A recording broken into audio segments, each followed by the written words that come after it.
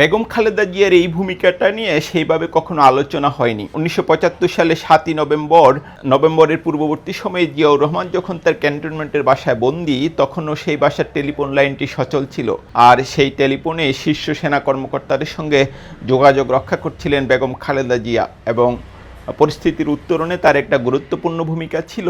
পরে আমরা ইতিহাসে যেটা দেখি যে জিয়াউর রহমানের আকস্মিক অকস্মাৎ হত্যাকাণ্ডের পর বেগম খালেদা জিয়া অনেকটা বাধ্য হয়ে বিএনপি রাজনীতির হাল ধরেন এবং বিএনপিকে ক্ষমতার বলয় কেন্দ্র থেকে তিনি রাজপথে নিয়ে আসেন। পুরো এরশাদ বিরোধী আন্দোলনে তিনি রাজপথে অত্যন্ত সক্রিয় ভূমিকা রাখেন এবং আপোষহীন ভূমিকা রাখেন। তার এই ভূমিকার কারণেই 1991 সালের নির্বাচনে বিএনপি নাটকীয় জয়লাভ করে, এবং আমরা যদি দেখি যে বাংলাদেশের ইতিহাসে 1991 থেকে 96 সালের বিএনপির যে শাসন, সেটা একটা ভালো আমল হিসেবে বিবেচিত হয়, এবং তখনকার সংসদ বেশ প্রাণবন্ত ছিল। 2001 থেকে 2006 সালে বেগম খালেদা জিয়ার শাসনামলের অবশ্য অনেক সমালোচনা হয়, বিশেষ করে তার মন্ত্রিসভার অনেক সদস্য তখন দুর্নীতিতে জড়িয়ে পড়েন এবং দেশে জঙ্গিবাদের এক ধরনের উত্থান তখন হয়।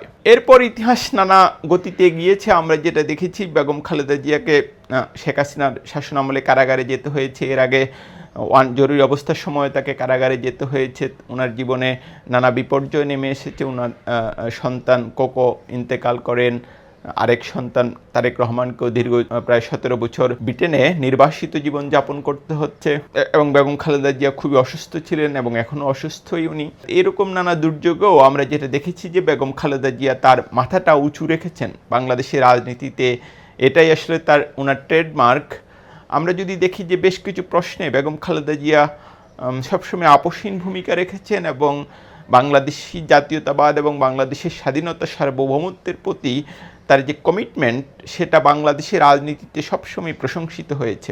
আমরা যেটা দেখি যে ভারত প্রশ্নে বা দিল্লির বাংলাদেশে আধিপত্যবাদী ভূমিকার প্রশ্নে বেগম খালেদা জিয়া সবসময় আপোষহীন ছিলেন। ইসলামপন্থীদের প্রতিও সবসময় বেগম খালেদা জিয়ার এক ধরনের সিম্পেথি রয়েছে, এমন আলোচনাও আছে। তো সব মিলিয়ে আমরা যেটা দেখি যে বাংলাদেশের রাজনীতির এক অনন্য ক্যারেক্টার বেগম খালেদা জিয়া। সর্বশেষ গেল শনিবার সেটা আরও একবার দেখা গেল, যখন বিএনপির স্থায়ী কমিটির সদস্যরা ওনার সঙ্গে ঈদ শুভেচ্ছা বিনিময় করতে গেলেন, তখন তিনি এমন কিছু কথাবার্তা বললেন যা বাংলাদেশের রাজনীতির চলমান একটা পরিস্থিতি বেশ পাল্টে দেয়। আমরা যেটা দেখি যে গেল কয়েক সপ্তাহ ধরে সরকারের সঙ্গে বিএনপির এক ধরনের বেশ টানাপোড়েন চলছে, এবং প্রফেসর ইউনূস সরকারের অত্যন্ত আপত্তিকর ভাষায় বিএনপির কোনো নেতা সমালোচনা করছেন, এবং আমরা যেটা দেখি যে অনেকটা মুখোমুখি অবস্থানে সরকার এবং বিএনপি।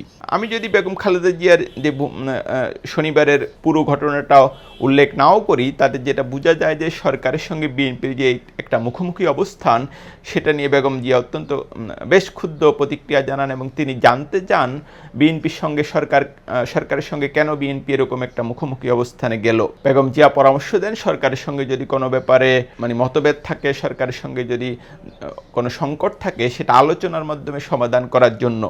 এবং আমরা যেটা দেখি যে বেগম খালেদা জিয়ার এই অবস্থানের পর বিএনপি তার কঠোর অবস্থান থেকে বেশ সরে এসেছে। যেটা আমি 5ই আগস্টের পর থেকেই বলার চেষ্টা করছিলাম, যে বাংলাদেশের রাজনীতিতে বিএনপি, জামাত, এনসিপি বা ছাত্র নেতারা, ইসলামী আন্দোলন, যারাই জুলাই আন্দোলনে, বামপন্থী দলগুলো যারাই জুলাই আন্দোলনে অংশ নিয়েছে, জুলাই আন্দোলন সাপোর্ট করেছে, তাদের মধ্যে একটা সামাজিক চুক্তি থাকা প্রয়োজন। রাজনীতি তো হবেই, এবং রাজনীতিতে প্রতিদ্বন্দ্বিতা থাকবে, নির্বাচন করলে কিছু রেষারেষি হবেই, কিন্তু আপনাকে মিনিমাম একটা সামাজিক চুক্তিতে থাকতে হবে। আপনি কত দূর যাবেন, আপনাদের এই প্রতিদ্বন্দ্বিতা কখনো যেন সংঘাতে পরিণত না হয়। আমরা নারায়ণগঞ্জে কি দেখলাম, যে ছাত্রদল নেতার গুলিতে একজন ব্যবসায়ী নিহত হলেন। প্রেক্ষাপটটা কি একজন বিগত সরকার সমর্থককে আটক করাকে কেন্দ্র করে। তো খুবই দুঃখজনক এমন ঘটনা কিন্তু ঘটছে, এবং লক্ষ্মীপুরে জামাত কর্মী নিহত হয়েছেন বিএনপির কর্মী সমর্থকদের হামলায়, যদিও সেটা হয়তো ওইভাবে রাজনৈতিক ঘটনা নয়, কিন্তু যেটা দেখা যাচ্ছে যে সংঘাতে নানা রকম আভাস পাওয়া যাচ্ছে।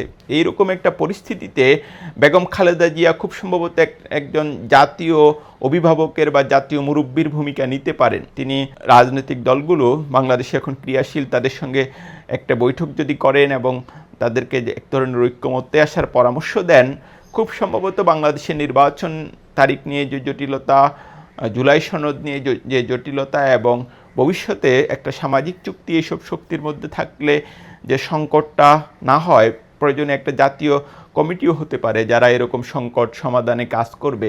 আমার নিজের একটা ধারণা, বেগম খালেদা জিয়া যদি এরকম একটা উদ্যোগ নেন, বাংলাদেশের রাজনীতির আকাশে যে কালো মেঘ আছে সেটা অনেকটাই কেটে যাবে।